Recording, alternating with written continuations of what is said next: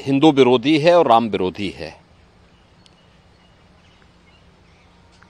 जाकी रही भावना जैसी, प्रभु मूरत देखी तिन तैसी।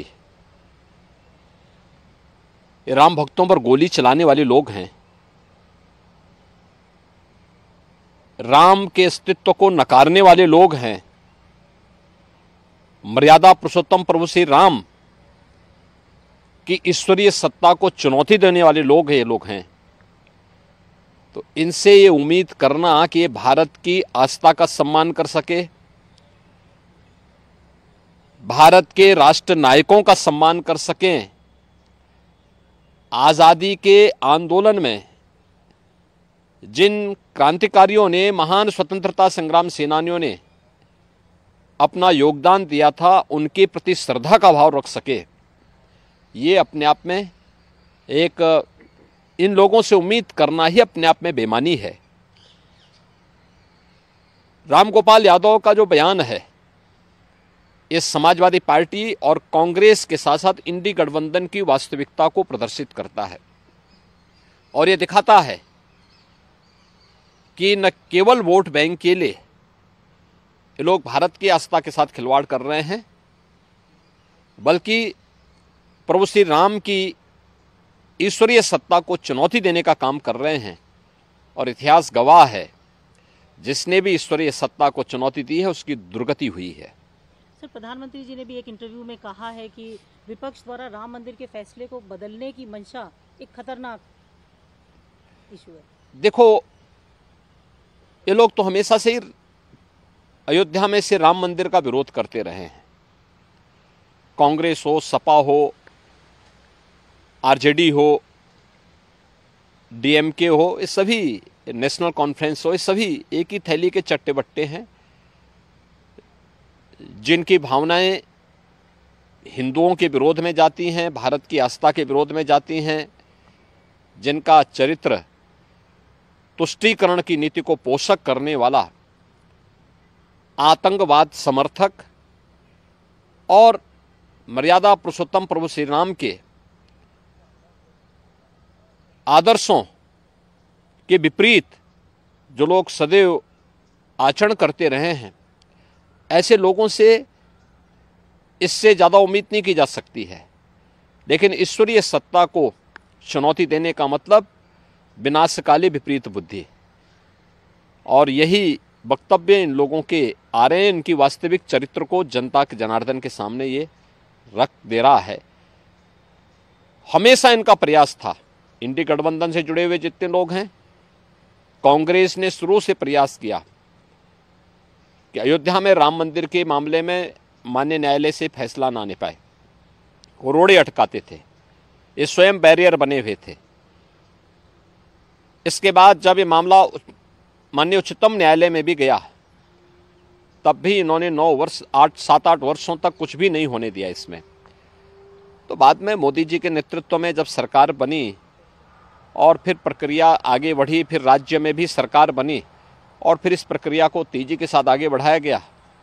आज माननीय उच्चतम न्यायालय ने फैसला दिया, आदरणीय प्रधानमंत्री जी के मार्गदर्शन और उनके नेतृत्व में आज अयोध्या में भव्य मंदिर का निर्माण, और देश और दुनिया का कोटि कोटि श्रद्धालु आकर के अपनी श्रद्धा को व्यक्त कर रहा है, एक नई अयोध्या का दर्शन कर पा रहा है। तो स्वाभाविक रूप से कांग्रेस, सपा या इंडी गठबंधन से जुड़े हुए लोगों का, जिनका चरित्र ही राम विरोधी है, भारत विरोधी है, आतंकवाद समर्थक है, रामद्रोहियों के साथ लोग खड़े हुए हैं, इनसे इससे ज़्यादा उम्मीद नहीं करनी चाहिए। कितनी मंशा इनकी खतरनाक रही होती अगर कहीं सत्ता में आ जाते, जिसका देखो, प्रधानमंत्री ये लोग आज भी जो रामगोपाल यादव कह रहे हैं,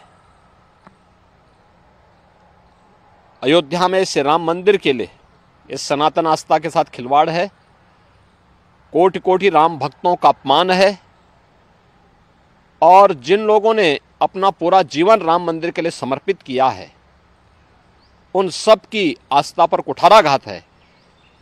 भारत का समाज इसको कतई स्वीकार नहीं कर सकता। सर, कह सकते हैं इतना दूर दूर से वहाँ पर लाखों लोग आ रहे हैं, रोज वहाँ दर्शन कर रहे हैं, भगवान राम के दर्शन के लिए देश से विदेश से लोग आ रहे हैं, उसमें इस तरीके का बयान देना हिंदुओं देखो, ये चिढ़ाने वाला है।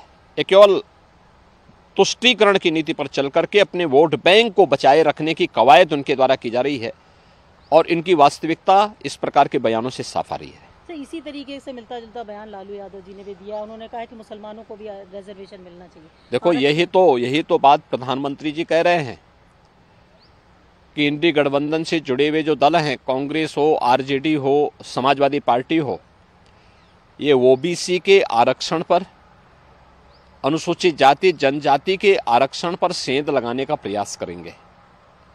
इनका मैनिफेस्टो इस बात का उल्लेख करता है, यूपीए सरकार जब सत्ता में थी, कांग्रेस नेतृत्व की यूपीए सरकार, आरजेडी और समाजवादी पार्टी दोनों उसके घटक थे। उस समय इन लोगों ने रंगनाथ मिश्रा कमेटी और सच्चर कमेटी गठित की थी।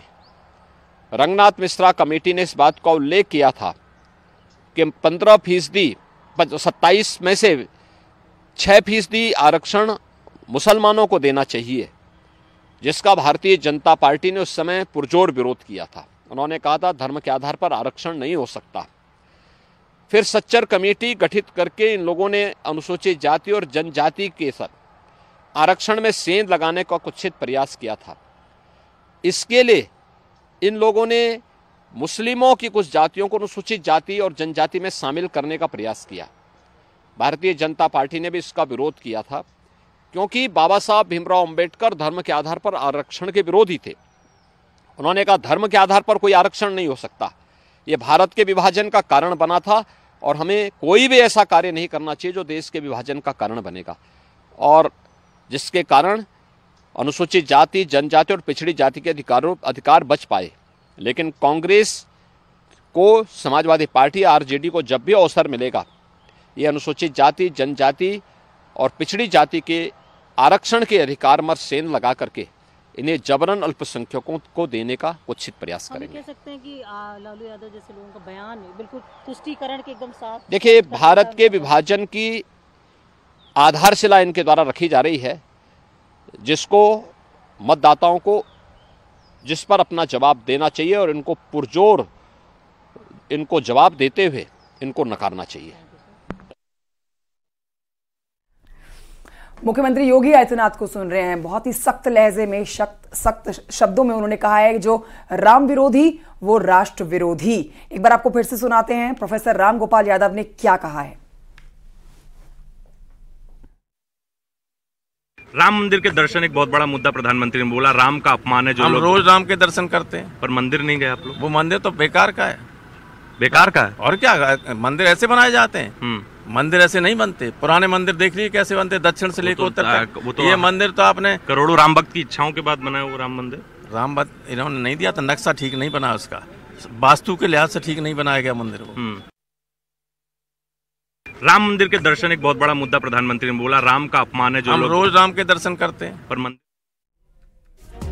तो इस वक्त की बड़ी खबर, प्रोफेसर राम गोपाल यादव के बयान पर मुख्यमंत्री ने बड़ा हमला बोला है और कहा कि ये राम भक्तों पर गोली चलवाने वाले लोग हैं। ये इनकी मानसिकता को दिखाता है, ये लोक भावना को आहत करने वाला है। समाजवादी पार्टी की जो सोच है वो आतंकवाद के साथ है। ये बड़ा हमला किया है मुख्यमंत्री योगी आदित्यनाथ ने प्रोफेसर राम गोपाल यादव के इस बयान पर। और हमारे साथ नेहा यादव जी, समाजवादी पार्टी की प्रवक्ता, जो चर्चा में बनी हुई थी, उनसे हम आगे भी संपर्क करेंगे। लेकिन जिस तरह का बयान रामगोपाल यादव ने दिया, जाहिर था इस पर एक बड़ा रिएक्शन बीजेपी की तरफ से आना था और बहुत हद तक मुमकिन है कि आगे चुनाव में भी एक बड़ा मुद्दा बनके उठेगा। इसको बार बार कोट जरूर किया जाएगा।